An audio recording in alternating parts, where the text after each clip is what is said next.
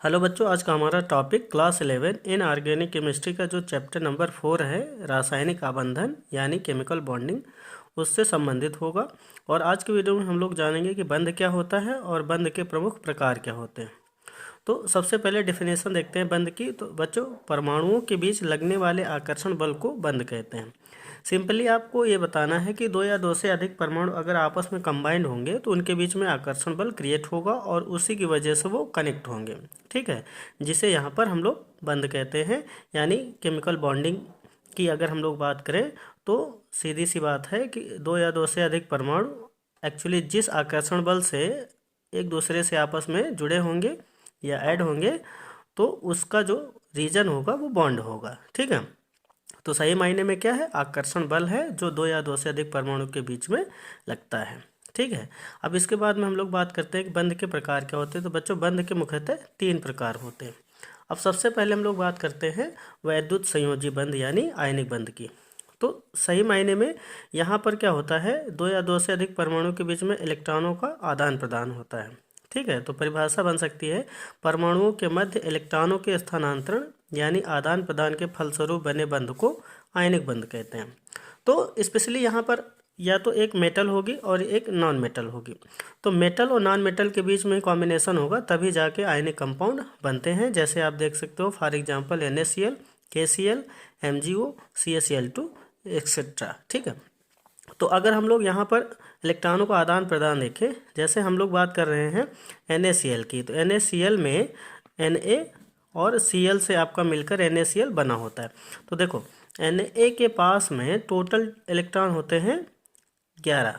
तो ये आपका हो जाएगा संयोजी इलेक्ट्रॉन, यानी बाह्यतम कोश के इलेक्ट्रॉन को संयोजी इलेक्ट्रॉन कहा जाता है। और क्लोरीन के पास टोटल इलेक्ट्रॉन है 17, तो बाह्यतम कोश में 7 संयोजी इलेक्ट्रॉन है।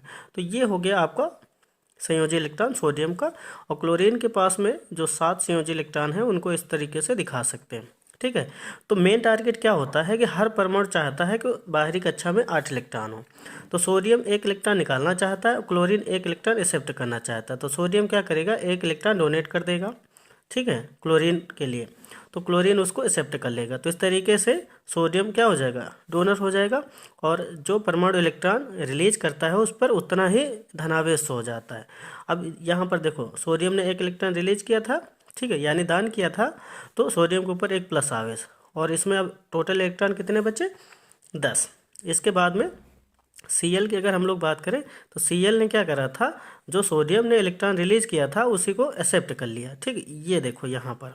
तो इस तरीके से यहाँ पर आपको माइनस लगा देना है, यानी कोई भी परमाणु जितने इलेक्ट्रॉन एक्सेप्ट करे उस पर उतना माइनस, और कोई भी इलेक्ट्रॉन मतलब कोई भी परमाणु जितने इलेक्ट्रॉन डोनेट करे उस पर उतना ही प्लस आवेश। ठीक है, सो होना चाहिए। अब इस तरीके से Cl माइनस में टोटल इलेक्ट्रॉनों की संख्या हो जाएगी 18। तो अब यहाँ पर देख सकते हो बाहरी कक्षा में 8 इलेक्ट्रॉन हैं, क्योंकि अष्टक नियम यहाँ पर अप्लाई होना चाहिए। और अष्टक नियम बच्चों ये है कि प्रत्येक तत्व के बाहरी कक्षा में 8 इलेक्ट्रॉन हों, और जिन तत्वों के बाहरी कक्षा में 8 इलेक्ट्रॉन नहीं होते हैं वो इलेक्ट्रॉनों को आदान प्रदान या साझा करके बाहरी कक्षा में 8 इलेक्ट्रॉन लाने का प्रयत्न करते हैं। क्यों, क्योंकि जिन तत्वों के बाहरी कक्षा में 8 इलेक्ट्रॉन होते हैं उन्हें स्टेबल माना जाता है, और ऐसा करने की प्रवृत्ति तत्वों में पाई भी जाती है। इसी को हम लोग अष्टक नियम कहते हैं। अब इसके बाद में हम लोग अगला एग्जाम्पल देखते हैं। जैसे मान लेते हैं मैग्नीशियम ऑक्साइड है, तो मैग्नीशियम ऑक्साइड कैसे बना है, तो मैग्नीशियम से बना है और ऑक्सीजन परमाणु से मिलकर बना है। ठीक है, आप देखो मैग्नीशियम के पास में टोटल इलेक्ट्रॉन होते हैं 12, तो संयोजी इलेक्ट्रॉन 2। ठीक है, इनको इस तरीके से दिखा सकते हैं। ऑक्सीजन का परमाणु क्रमांक हो गया 8, तो इलेक्ट्रॉनिक विन्यास 2,6, तो ऑक्सीजन के पास संयोजी इलेक्ट्रॉन 6, तो मैग्नीशियम के संयोजी इलेक्ट्रॉन जो 2 हैं इनको इस तरीके से दिखा दिया गया, और ऑक्सीजन के पास जो 6 संयोजी इलेक्ट्रॉन हैं इनको क्रॉस से दिखा दिया गया। अब देखो मैग्नीशियम चाहता है 2 इलेक्ट्रॉन रिलीज कर दे, ऑक्सीजन चाहता है हमें 2 इलेक्ट्रॉन मिल जाए, तो मैग्नीशियम क्या करेगा, दोनों इलेक्ट्रॉन रिलीज कर देगा यानी दान कर देगा। ठीक है, ऑक्सीजन एक्सेप्ट कर लेगा। अब इसके बाद में मैग्नीशियम ने 2 इलेक्ट्रॉन रिलीज किए, इसलिए मैग्नीशियम पर डबल प्लस आवेश हो जाएगा। अब यहाँ पर इलेक्ट्रॉनों की संख्या कितनी हो गई, 10, क्योंकि 2 इलेक्ट्रॉन इसने क्या करे, दान कर दिए। अब इसके बाद में ऑक्सीजन के पास में ऑलरेडी कितने संयोजी इलेक्ट्रॉन थे, 6। अब इसको 2 और इलेक्ट्रॉन मिल गए संयोजी, जो कि डोनेट किए गए थे मैग्नीशियम परमाणु के द्वारा, तो इसने एक्सेप्ट कर लिया, इसलिए इस पर अब डबल माइनस हो जाएगा। अब इसमें टोटल इलेक्ट्रॉन कितने हो जाएंगे, 2,8। तो इस तरीके से यहाँ पर भी देख सकते हैं बाहरी कक्षा में 8 इलेक्ट्रॉन, और यहाँ पर भी देख सकते हैं बाहरी कक्षा में 8 इलेक्ट्रॉन। तो मेन टारगेट होता है बाहरी कक्षा में 8 इलेक्ट्रॉन लाना, और ऐसा ही करने का प्रयास जिन परमाणु के बाह्यतम कोश में 8 इलेक्ट्रॉन नहीं होते करते रहते हैं। ठीक है, अब इसके बाद में हम लोग बात करेंगे कि सहसंयोजी बंध क्या होता है। तो बच्चों, परमाणुओं के मध्य इलेक्ट्रॉनों की समसाझेदारी के फलस्वरूप बने बंध को सहसंयोजी बंध कहते हैं। यानी यहाँ पर इलेक्ट्रॉनों की समान साझेदारी होनी चाहिए। ठीक है, तो देखो अगर H2Cl2 O2 N2 HCl HF ये अगर एग्जाम्पल देखे जाएँ तो इनमें सहसंयोजी बंध पाया जाता है। तो जैसे मान लेते हैं H2 का एग्जाम्पल ले लिया जाए, तो H2 कब बना होगा? जब दो हाइड्रोजन के परमाणु मिले होंगे तभी बना होगा। तो कुल मिलाकर ये H2 कण हो गया। अब देखो H2 का अगर इलेक्ट्रॉनिक विन्यास करोगे तो 1s1 हो जाएगा, इसका भी करोगे तो 1s1। कुल मिलाकर संयोजी इलेक्ट्रॉन कितने? दोनों के पास एक एक। तो ये दोनों स्टेबल होना चाहते हैं, मतलब हीलियम के सिमिलर बनना चाहते हैं, क्योंकि हीलियम एक स्थायी तत्व है। ठीक है, तो ये दोनों हाइड्रोजन के परमाणु आपस में यहाँ क्या करेंगे? शेयरिंग कर लेंगे। ठीक है, तो ये दोनों हाइड्रोजन के परमाणु हो गए और ये दोनों आपस में शेयरिंग करेंगे, तो एक एक इलेक्ट्रॉन का साझा हो जाएगा। तो इस तरीके से इनके बीच में जो बंध बनेगा वो कौन सा बंध होगा? एकल सहसंयोजी बंध कहलाएगा। ठीक है, तो ऐसे ही आप अगले एग्जाम्पल में भी देख सकते हैं। जैसे मान लेते हैं ये क्लोरीन के परमाणु हैं। ठीक है, अब क्लोरीन के पास में इलेक्ट्रॉन कितने होते हैं? संयोजी इलेक्ट्रॉन 7। तो दूसरे क्लोरीन के पास भी संयोजी इलेक्ट्रॉन 7 होंगे। अब इनको ऐसे दिखा सकते हो। ठीक है, यानी दोनों क्लोरीन के पास में संयोजी इलेक्ट्रॉन 7 हैं। तो ये दोनों आपस में साझा कर लेंगे। अब साझा करेंगे तो एक क्लोरीन का ये वाला इलेक्ट्रॉन यहाँ पर, ये वाला, और ठीक है इस क्लोरीन का ये वाला इलेक्ट्रॉन यहाँ पर दिखा दो। ठीक है, और बाकी जो भी इलेक्ट्रॉन हैं क्लोरीन के संयोजी वाले उनको क्या करो? पीछे दिखा दो ऐसे। और इसके जो इलेक्ट्रॉन 6 है ना उनको ऐसे दिखा दो। तो यहाँ पर देखो बीच में एक एक इलेक्ट्रॉन का साझा हो गया। तो जब दोनों परमाणु के बीच में एक एक इलेक्ट्रॉन का साझा होगा तो उसे हम लोग एकल सहसंयोजी बंध बोलेंगे। तो ये आपका कौन सा अणु है? Cl2 अणु है। ठीक है, ये दोनों Cl के परमाणु हो गए। अब इसी तरीके से अगर मान लेते हैं ये आपका O2 अणु बना था। ठीक है, अब O2 अणु बना था तो दो ऑक्सीजन के परमाणुओं के कंबाइन होने से तो बनेगा। अब देखो ऑक्सीजन के पास संयोजी इलेक्ट्रॉन कितने होते हैं? 6 होते हैं। ठीक है, यहाँ पर देख सकते हो। तो 6 संयोजी इलेक्ट्रॉन ऐसे आप दिखा सकते हो। ठीक है, इसके हो गए, और इसके पास भी 6 संयोजी इलेक्ट्रॉन है तो इनको ऐसे दिखा सकते हो। अब ये क्या करेंगे? दो दो इलेक्ट्रॉन के साझा कर लेंगे, क्योंकि हर परमाणु के पास 8 इलेक्ट्रॉन होने चाहिए। तो इसके पास दो जो इलेक्ट्रॉन है ना उनको इधर दिखा दो। इस ऑक्सीजन के पास दो संयोजी इलेक्ट्रॉन जो है ना इनको इधर दिखा दो। ये आपके ऑक्सीजन हो गए, और जो बच्चे हैं उनको पीछे कर दो। तो इसके पास 4 बचे थे, इसके पास भी 4 बचे थे, तो ऐसे पीछे दिखा दिया जाएगा। तो इस तरीके से ऑक्सीजन और ऑक्सीजन के बीच में आपका डबल बॉन्ड बन जाएगा। क्यों? क्योंकि अब मेन टारगेट होता है कि हर परमाणु के पास 8 इलेक्ट्रॉन होने चाहिए। अब चाहे इस राउंड में देखो चाहे इधर वाले राउंड में देखो 8 इलेक्ट्रॉन दिख रहे हैं। इसलिए कहा जा सकता है O2 में ऑक्सीजन ऑक्सीजन के बीच में डबल बॉन्ड पाया जाता है। Cl2 में ऑक्सीजन ऑक्सीजन के बीच में सिंगल बॉन्ड पाया जाता है। H2 में भी अगर देखा जाए तो हाइड्रोजन और हाइड्रोजन के बीच में सिंगल बॉन्ड पाया जाता है। ठीक है, अब अगला एग्जाम्पल देखते हैं। जैसे मान लेते हैं ये नाइट्रोजन का परमाणु है, ये नाइट्रोजन का परमाणु है, दोनों आपस में कंबाइंड होंगे, क्या बनेगा? N2 अणु बन जाएगा। अब N2 अणु बनेगा तो देखो नाइट्रोजन का एटॉमिक नंबर 7, इलेक्ट्रॉनिक विन्यास 2,5, तो संयोजी इलेक्ट्रॉन नाइट्रोजन के पास 5 होते हैं। ठीक है, तो अब इनको इस तरीके से दिखाओ। इस नाइट्रोजन के 5 संयोजी इलेक्ट्रॉन ऐसे दिखा दो, और दूसरा ये आपका जो नाइट्रोजन है ना इसके संयोजी इलेक्ट्रॉनों को इस प्रकार से दिखा दो। अब ये दोनों नाइट्रोजन के परमाणु यहाँ कंबाइंड होकर जब N2 बनाएंगे ना तो 3 इलेक्ट्रॉनों को साझा कर लेंगे। तो शेयरिंग इस तरीके से दिखा दो। ये आपके हो गए इस नाइट्रोजन के 3 संयोजी इलेक्ट्रॉन, तो पीछे हो गए, और दूसरा नाइट्रोजन जो है ना इसके 3 संयोजी इलेक्ट्रॉनों को यहाँ दिखाओ और 2 को पीछे दिखा दो। तो यहाँ पर देख सकते हो नाइट्रोजन नाइट्रोजन के बीच में क्या है? ट्रिपल बॉन्ड है, तो इसे त्रिसंयोजी बंध कहा जाएगा। तो यहाँ पर देखो इस राउंड में हो चाहे आगे वाले राउंड में हो, दोनों में 8 इलेक्ट्रॉन है, तो कुल मिलाकर समान इलेक्ट्रॉनों की साझेदारी होनी चाहिए। तो वहाँ पर जो बंध बनेगा उसे हम लोग सहसंयोजी बंध बोलेंगे।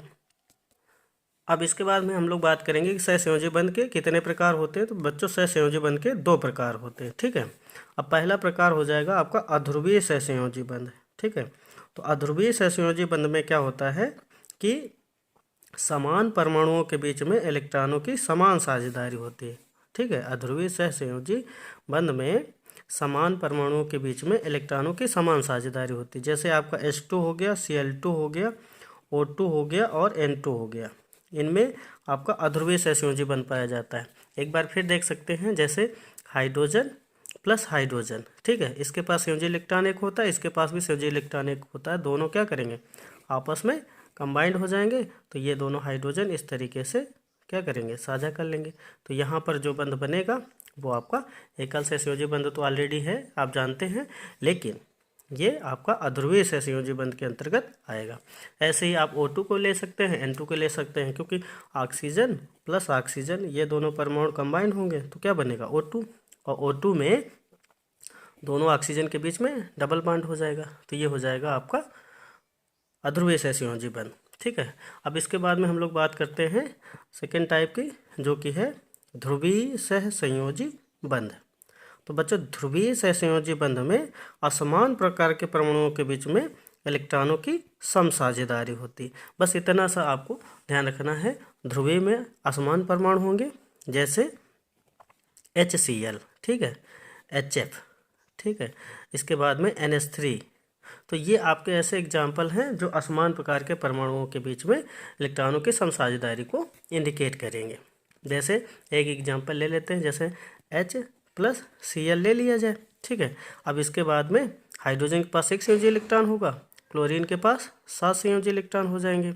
तो ये आपके इस तरीके से कंबाइंड हो जाएंगे। ये हाइड्रोजन का हो गया और क्लोरीन के पास में 7 संयोजी इलेक्ट्रॉन है, तो वो इस तरीके से हो गए, ठीक है, ऐसे। अब अगर चाहे आप इधर इतना आप देखो राउंड, इसमें हीलियम के समान 2 इलेक्ट्रॉन, इतने आप राउंड में देखो तो 8 इलेक्ट्रॉन। तो इस तरीके से HCl में सहसंयोजी बंध होगा।